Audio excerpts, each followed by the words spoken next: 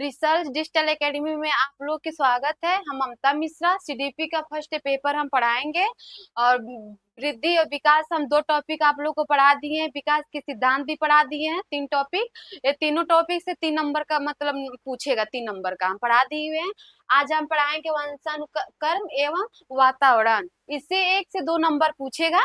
और आइए देखते हैं।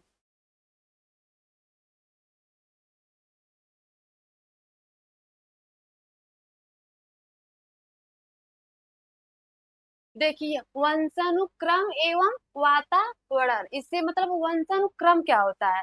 वंशानुक्रम उसे हम कहते हैं मतलब जो हम अपने माता पिता या पूर्वजों से जो भी हम मतलब गुण या लक्षण मतलब हम प्राप्त करते हैं, उसी को हम वंशानुक्रम करते हैं। वातावरण उसे कहते हैं कि मतलब परिवर्तन होता रहता है, उसको हम वातावरण कहते हैं। वंशानुक्रम पे आइए 2 क्वेश्चन मतलब हम आप लोग को बता देते हैं, फिर हम मतलब इसके बारे में पढ़ते हुए आगे चलते हैं। देखिए, क्वेश्चन नंबर पहला,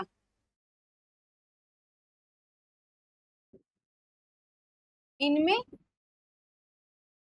से वंशानुक्रम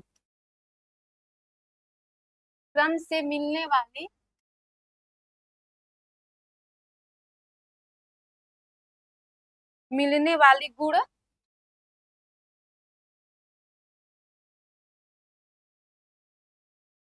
गुण डॉट डॉट है। ऑप्शन देखिए, पहला पहला देखिए बुद्ध- बुद्धि, दूसरा देखिए समाज, तीसरा देखिए पास पड़ोस, चौथा है नॉन ऑफ। जी देखिए, इनमें से वंशानुक्रम से मिलने वाली गुण मतलब कौन सा हो सकता है? वृद्धि भी हो सकता है, समाज भी हो सकता है, पास पड़ोस हो सकता है। ऑप्शन 4 दिया है, इसमें से मतलब कोई नहीं। समाज बहुत मतलब जो वंशानुक्रम जो होता है ना, मतलब वृद्धि से होता है। ऑप्शन नंबर इसका फर्स्ट सही होगा। अब देखते हैं इसका दूसरा क्वेश्चन, दूसरा नंबर।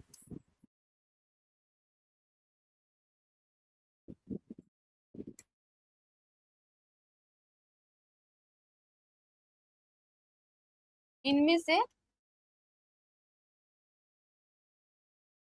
वातावरण वर्ण से है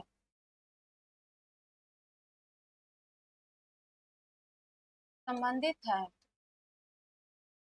ऑप्शन पहला देखिए, परिवार, दूसरा पास पड़ोस,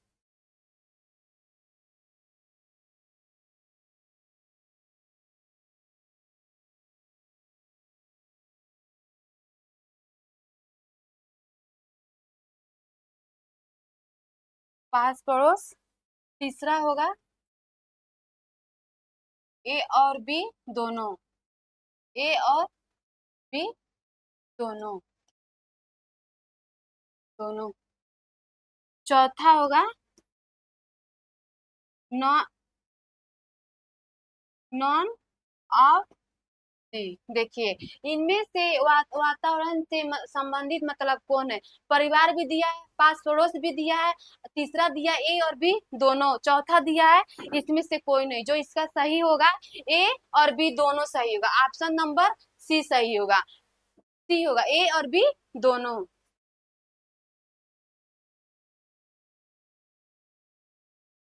देखिए, वंशानुक्रम एवं वाता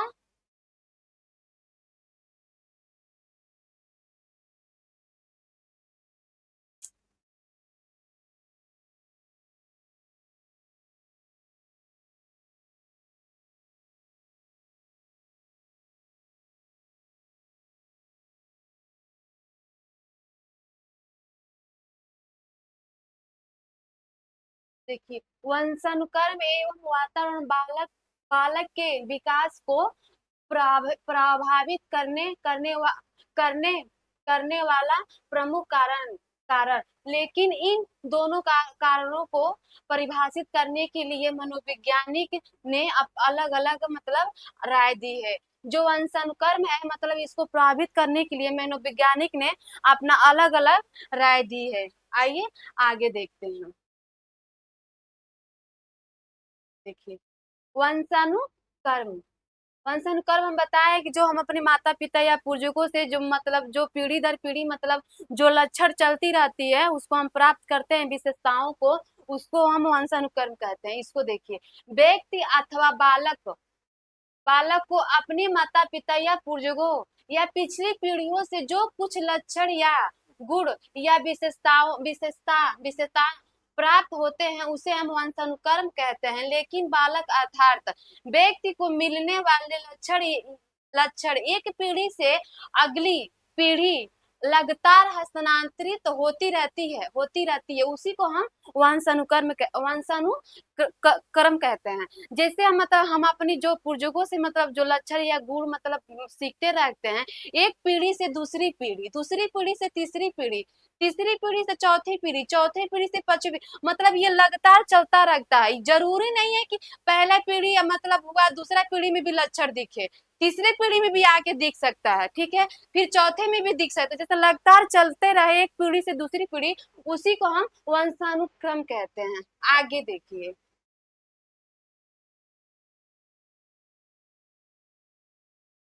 वंशानुक्रम एवं मनोवैज्ञानिक की मतलब परिभाषा। जैसे वंशानुक्रम की मतलब मनोवैज्ञानिक ने अपने अपने परिभाषाएं दिए हुए हैं।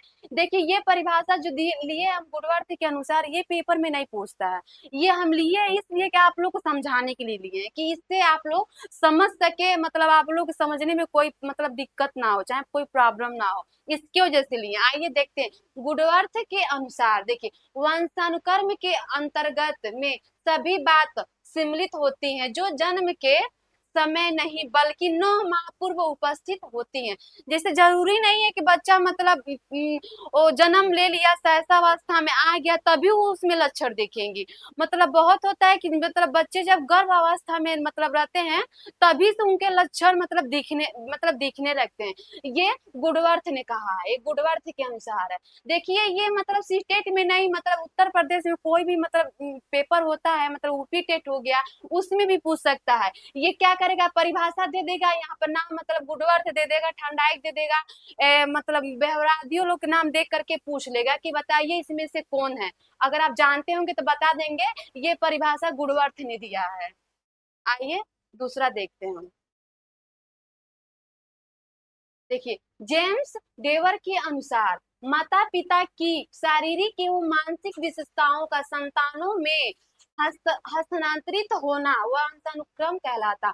जैसे मतलब जेम्स डेवर ने कहा है कि माता पिता की शारीरिक एवं मानसिक विशेषताएं दे दिया है। विशेषताएं मतलब सब आ गया, सारे गुण आ गए। विशेषताओं का मतलब संतानों में मतलब हस्तांतरण मतलब होती रहे, उसी को हम वंशानुक्रम कहते हैं। ये भी मतलब है कि सीटेट में नहीं उठा सकता है, हो सकता है कि ये पूछ दे कि बताइए कि शारीरिक एवं मानसिक विशेषताएं का मतलब संतानों में हस्तांतरण होते रहना मतलब ये परिभाषा किसने दिया है, तो ये जेम्स ड्रेवर ने दिया है। आप देखिए बी बी एन झा के अनुसार वंशानुक्रम व्यक्तियों की जन्मजात विशेषताओं का पूर्व योग है। ये बी एन झा ने बोला है कि बताइए वंशानुक्रम व्यक्तियों की जन्मजात विशेषताओं का मतलब पूर्व योग है। ये भी जो जो तीन परिभाषाएं हैं, ये भी मतलब पेपर में परिभाषा दे के नाम पूछ लेगा कि बताइए कि परिभाषा मतलब किसने दिए हैं, तो उसको भी जानना जरूरी है मतलब समझ के लिए। वंशानुक्रम की प्रक्रिया प्रक्रिया देखिए, ऑप्शन पहला देखिए, मानव शरीर कोश या कोशिकाओं का योग है। जो मानव शरीर का कोश है वो कोशिकाओं का योग है। भी देखिए, मनुष्य का प्रारंभिक जि, जिस जिस कोश या कोशिकाओं से होता है उसे हम संयुक्त कोश कहते हैं। जैसे मनुष्य का प्रारंभिक को मतलब मनुष्य का प्रारंभिक जिस कोश या कोशिकाओं से होता है उसे हम संयुक्त कोश कहते हैं। तीसरा देखिए, संयुक्त कोष के अंतर्गत दो उपकोष हम मतलब पाए जाते हैं। संयुक्त कोष के अंतर्गत हम दो उपकोष पाए जाते हैं। पहला होता है मातृ कोष, दूसरा होता है पितृ कोष। देखिए, पहला होता है दो दो उपकोष सम्मिलित है। पहला होता है मातृ कोष, दूसरा होता है पितृ कोष सम्मिलित है। चौथा देखिए, वंशानुक्रम का आधार कोशिकाओं को माना जाता है। जो वंशानुक्रम का मतलब वंशानुक्रम का जो आधार होता है उसको हम कोशिकाओं को मतलब मानते हैं। क्वेश्चन जो है ना, देखिए पहला से भी पूछ सकता है, जो ये ऑप्शन दिया है ना, इसे तीसरा से भी पूछ, तीसरा से उठा सकता है कि बताइए संयुक्त कोष मतलब संयुक्त कोष के अंतर्गत दो उपकोष है, वो दो उपकोष कौन कौन से हैं। तो आप जानते रहेंगे तो बताएंगे कि पहला मतलब मातृ कोष है, दूसरा पितृ कोष है। आइए आगे देखते हैं।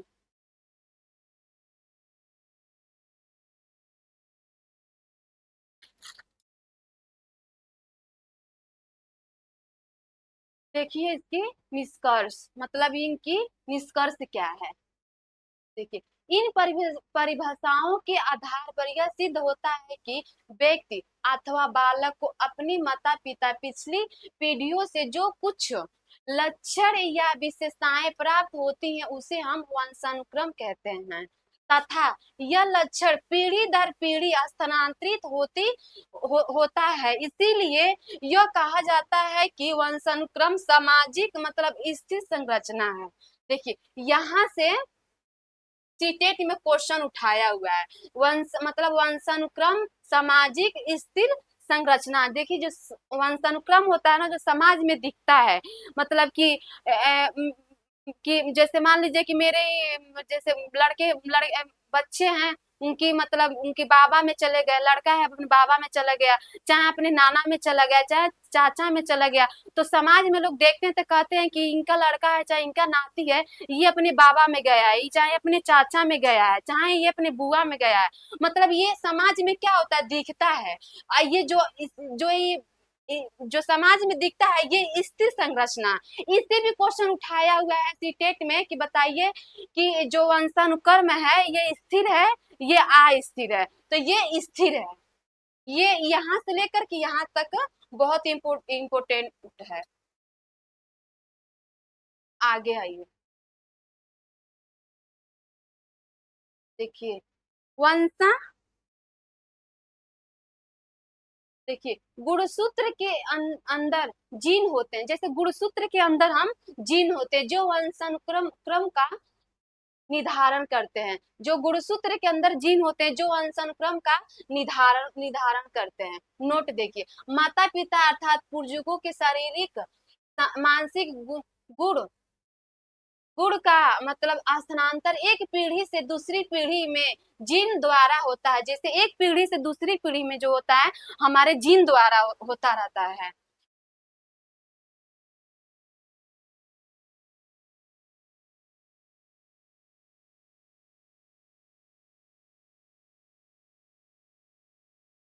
देखिए, पुरुष तथा स्त्री में 22 जोड़े हमेशा सामान्य होते हैं।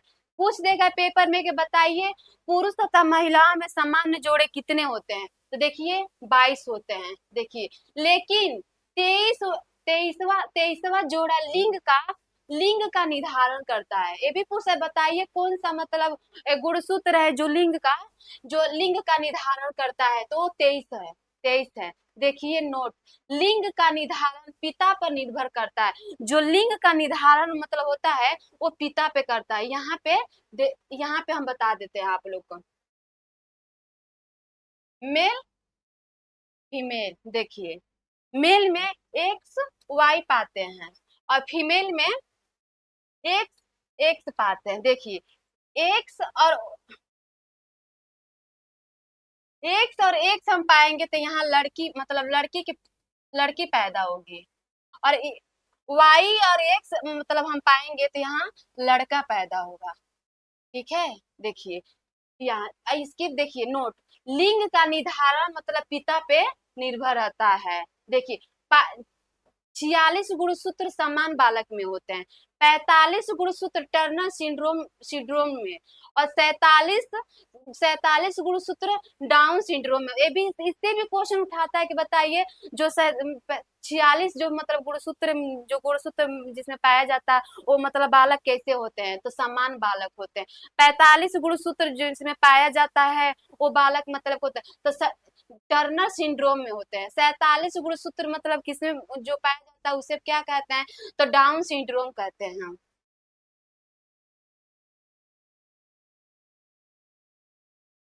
देखिए, वाई एक्स एक्स गुणसूत्र की असामान्य पुरुष मतलब अपराधी होता है, इससे भी क्वेश्चन उठा सकता है।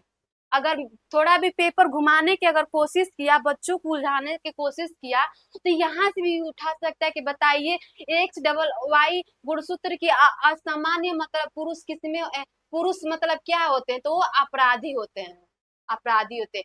एक्स एक्स वाई गुणसूत्र की असामान्य देखने में पुरुष जैसे मतलब देखने में तो पुरुष जैसे होते हैं, मगर लेकिन वो अप्रजाति अप्रजाति कलाई फ्लैक्टर द्वारा होते हैं। याद है का है क्लाई फैक्टर मतलब होते हैं। देखिए, एक ओ गुणसूत्र की असामान्य महिला होते हुए भी महिला वाला लक्षण नहीं दिखता है, मतलब वो बाजपन होती हैं। जो ये भी पूछ सकता है कि बताइए कौन सी मतलब कौन सा गुणसूत्र है जो महिला को मतलब बाजपन बना देता है, तो एक्स वाई है। ये यहाँ से भी पूछ लेगा कि बताइए कि एक्स डबल एक्स वाई गुणसूत्र की असमान मतलब देखने वाले पुरुष में मतलब मतलब पुरुष देखते हुए भी मतलब वो अप्रजाति क्यों होते हैं, तो इससे भी क्वेश्चन उठा सकता है। इससे भी उठा देगा कि एक्स डबल वाई गुणसूत्र की मतलब असामान्य बालक मतलब पुरुष कैसे होते हैं, तो अपराधी व्यक्ति होते हैं ये। देखिए, अगर हम चाहे होते ना तो इसको शॉर्टकट में हम पढ़ा करके निकल जाते हैं। हम इसको मतलब थोड़ा सा अच्छे से हम आप लोग को पढ़ाने की कोशिश कर रहे हैं, जो आप लोग की समझ है ना, आप लोग मतलब आप लोग समझ के चले, ठीक है। देखिए, down syndrome, down syndrome, down syndrome की मतलब पूछ लेगा जनक कौन है, तो देखिए जनक है जॉन लैंड्रेन। लैंड्रेन शारीरिक एवं मानसिक विकास धीमी होती है। पूछ लेगा कि डाउन सिंड्रोम में बताइए शरीर एवं मानसिक विकास धीरे होती है, इससे भी उठा सकता है। इसमें 47 गुणसूत्र पाया जाता है। देखिए, टर्नर सिंड्रोम, इसमें इसके जनक हैं डॉक्टर हेनरी टर्नर। इसमें गुणसूत्र 45 पाया जाता है, इसमें 47 है, इसमें 45 गुणसूत्र पाया जाता है। देखिए, वंशानुक्रम के नियम व सिद्धांत, वंशानुक्रम के नियम व सिद्धांत। देखिए, मनोवैज्ञानिक का मानना है कि व्यक्ति अथवा बालक को अपने माता पिता या पुरुषों पुरुषों से जो कुछ लक्षण या विशेषताएं प्राप्त होती हैं, किसी ना किसी सिद्धांत या नियम का पालन करती।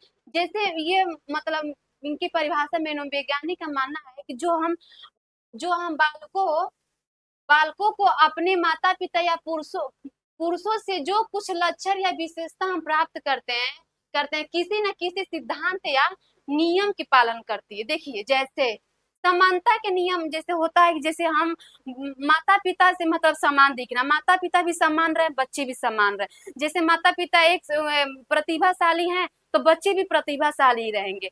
जैसे लड़के मतलब माता पिता मंद बुद्धि वाले हैं तो मतलब उनके बच्चे भी मंद बुद्धि वाले हो, उसी को हम समानता का नियम कहते हैं। आइए देखते हैं हम।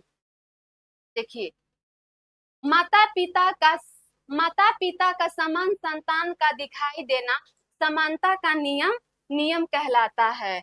आइए इसका उदाहरण देखते हैं। देखिए, जैसे बुद्धिमान माता पिता के संतान बुद्धिमान होना, और मंद बुद्धि मंद बुद्धि पिता के संतान मंद बुद्धि होना। जैसे इसी को हम मतलब बोलते हैं समानता के नियम। जैसे बच्चे भी समान रहे, माता पिता भी समान रहे, उसी को हम समानता। विभिन्नता का नियम उसे हम कहते हैं जो माता पिता और बच्चे कुछ ना कुछ भिन्न मतलब भिन्न दिखे। थोड़ा सा मतलब अगर मतलब माँ बाप अगर मतलब लंबाई और ठीक ठाक है, गोराई है, तो बच्चे भी कुछ और माता पिता में भी कुछ में भिन्न दिखना चाहिए, उसी को हम विभिन्नता का नियम कहते हैं। माता पिता से संतान माता पिता से संतान का कुछ भिन्न पाया जाना विभिन्नता का नियम कहलाता है। आइए उदाहरण देखते हैं हम।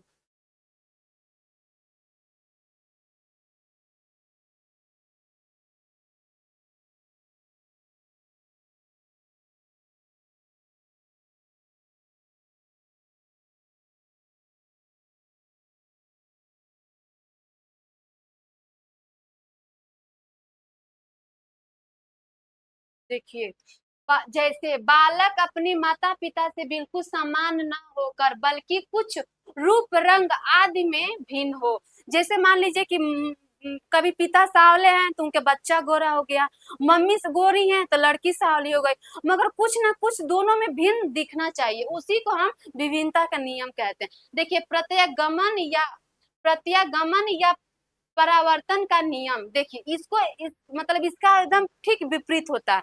जैसे मान लीजिए माता पिता प्रतिभाशाली हैं, तो बच्चा उनका क्या होगा, मंद बुद्धि का होगा। जैसे बच्चा अगर माता पिता मंद बुद्धि के हैं, तो उनके बालक जो लड़के होंगे, लड़के या लड़कियां होंगी, वो प्रतिभाशाली हो सकती हैं। तो इसी को हम कहते हैं प्रत्यागमन या परावर्ती का नियम। देखिए, संतान का माता पिता से बिल्कुल विपरीत पाया जाना, ये प्रत्यागमन या पर्यावर्तन नियम कहलाता है। आइए उदाहरण देखते हैं।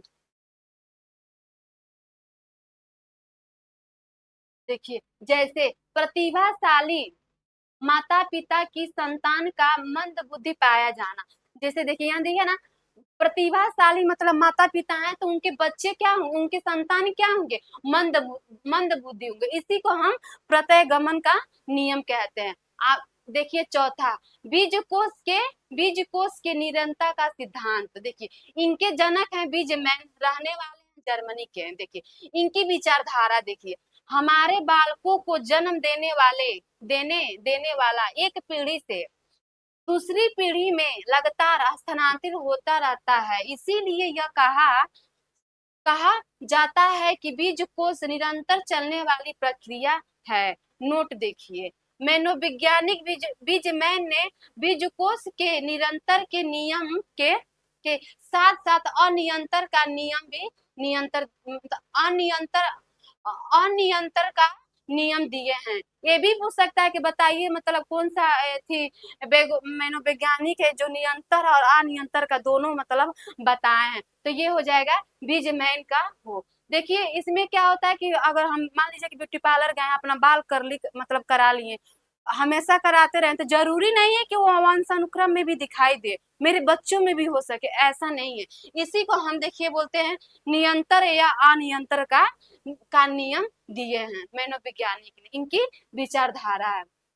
देखिए, जो वातावरण वंशानुक्रम में वातावरण का सिद्धांत है, मतलब इसको तो हम चार टॉपिक हम बता दिए, आगे क्या हुआ वो भी बता दिए। जो इसमें बचा हुआ है हम आप लोग से मतलब फिर से अगले वीडियो में मतलब हम बताएंगे। अगर इस वीडियो में अगर कहीं भी आपको समझ नहीं आ रही है, चाहे कहीं भी आप फंस रहे हैं, कोई मीनिंग आपको नहीं समझ आ रही है, चाहे इससे आप क्वेश्चन कर रहे हैं आपको समझ नहीं आ रही है, तो आप लोग मतलब कमेंट में बताइए कि मैम हम यहाँ फंस रहे हैं, तो हम आप लोग को बताने का पूरा प्रयास करेंगे। ठीक है, फिर हम आप लोग से मिलते हैं नेक्स्ट वीडियो में। आप लोग लाइक कमेंट शेयर करते रहिए, आप लोग अपना प्यार ऐसे बरसाते रहिए। फिर हम आपसे मिलते हैं नेक्स्ट वीडियो में। Thank you.